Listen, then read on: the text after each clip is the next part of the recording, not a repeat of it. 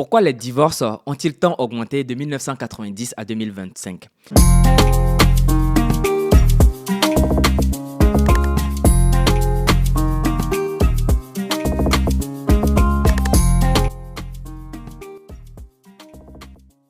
Imagine une scène très classique. Dans les années 90, beaucoup de couples restaient encore mariés, même quand ils n'étaient plus heureux ensemble. Aujourd'hui, c'est presque l'inverse. Les gens préfèrent partir plutôt que de rester dans une relation qui ne leur correspond plus.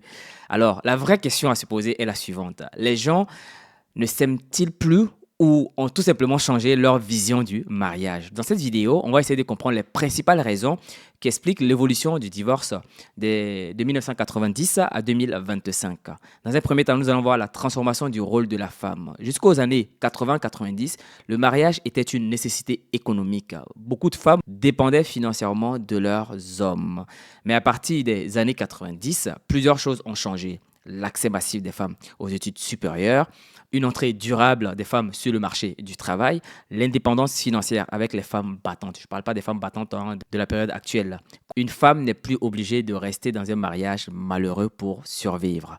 Avant, on divorçait peu parce qu'on ne pouvait pas divorcer. Aujourd'hui, c'est plutôt l'inverse. On divorce même en quelques heures. Le mariage, dans un deuxième temps, n'a plus la même signification qu'avant. Dans les générations précédentes, le mariage était un devoir social. On se mariait pour fonder une famille et pour rester ensemble toute la vie. Entre les années 90 et 2025 plutôt, la vision du mariage a changé. Le mariage devient non plus une institution, mais plutôt une relation émotionnelle. Aujourd'hui, on attend du couple du soutien psychologique, du soutien émotionnel, de la complicité, de la communication, évidemment, du bonheur personnel et du bonheur collectif aujourd'hui. Ce qui est le plus mis en avant, c'est le bonheur individuel. En clair, avant, on demandait aux mariés de durer ensemble. Aujourd'hui, ce n'est plus le cas. On leur demande d'être heureux. Et quand ce n'est plus le cas, on demande tout simplement à chacun de partir sur son chemin. L'individualisme moderne est aussi un facteur à expliquer. La société a profondément évolué. Depuis les années 2000, une idée domine, la réalisation personnelle. On nous apprend à poursuivre nos rêves, à protéger notre santé mentale, un sujet très très important, à ne pas rester dans une situation toxique, car malheureusement, beaucoup de femmes et d'hommes aussi vivent des situations assez toxiques dans leur union.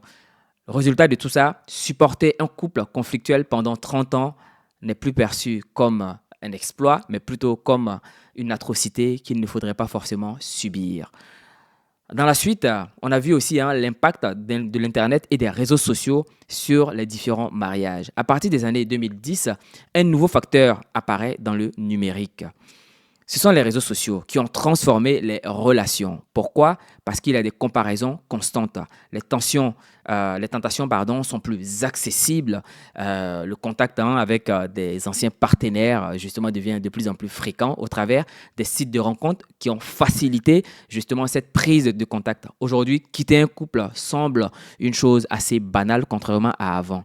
Mais il y a aussi un autre fait. Les couples se comparent au travers des réseaux sociaux. Chacun veut montrer le 31 décembre de lui-même. Et ça, c'est un peu dommage. On a la baisse de la tolérance également face aux conflits. Autrefois, les couples pouvaient discuter, parler de leurs difficultés, de leurs disputes fréquentes, de leur infidélité masculine. Aujourd'hui, ce sont des choses qui sont de moins en moins faites, malheureusement. Entre 1990 et 2025, la tolérance a chuté. La nouvelle génération considère qu'une relation doit être respectueuse, équilibrée et émotionnellement saine. Ainsi, des situations autrefois normalisées deviennent aujourd'hui des motifs légitimes de séparation. On a aussi les mariages qui sont de plus en plus tardifs, mais plus exigeants. On se marie beaucoup plus tardivement qu'avant.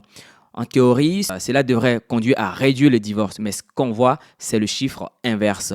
Une personne se marie entre 32 et 35 ans. Cette personne a forcément déjà une personnalité qui est établie, des habitudes qui sont solides, une indépendance qui est assez forte. Donc, quand on vient dans la vie d'une autre personne, ça devient de plus en plus compliqué. Et donc, s'adapter à une personne qui a plus de 20 ans devient de plus en plus difficile. Le couple devient donc un champ de bataille. Et pour finir cette vidéo, le divorce n'a pas augmenté uniquement parce que l'amour a disparu. Ça, c'est ce qu'il faut comprendre.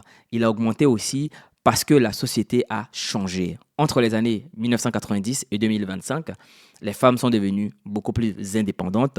Le bonheur personnel est devenu la chose qui est prioritaire au détriment du couple. Internet a transformé malheureusement les relations et les mariages sont passés d'une obligation sociale à une action émotionnelle. Et bien finalement, le divorce rencontre tout autre chose malheureusement. Les gens ne cherchent plus à être ensemble, mais ils cherchent à être heureux émotionnellement et parfois au détriment du bonheur du couple. Ça, c'est un peu dommage parce qu'il y a un impact qui est très important que j'ai évoqué il y a de cela quelques secondes. C'était aussi l'impact de l'Internet et des réseaux sociaux avec la création des pseudo-coachs qui se permettent justement de s'immiscer indirectement dans le mariage des gens. Et comme certains n'ont pas assez de recul pour pouvoir faire des choix de par eux-mêmes, se laissent parfois entraîner malheureusement. Donc au-delà de l'indépendance, au-delà du fait que la vision des choses ont changé, les réseaux sociaux sont devenus une forme de gangrène pour la société moderne. J'espère que vous avez apprécié cette vidéo. N'hésitez surtout pas à vous abonner, à la partager avec les personnes qui vous entourent et me dire également ce que vous pensez des mariages actuellement.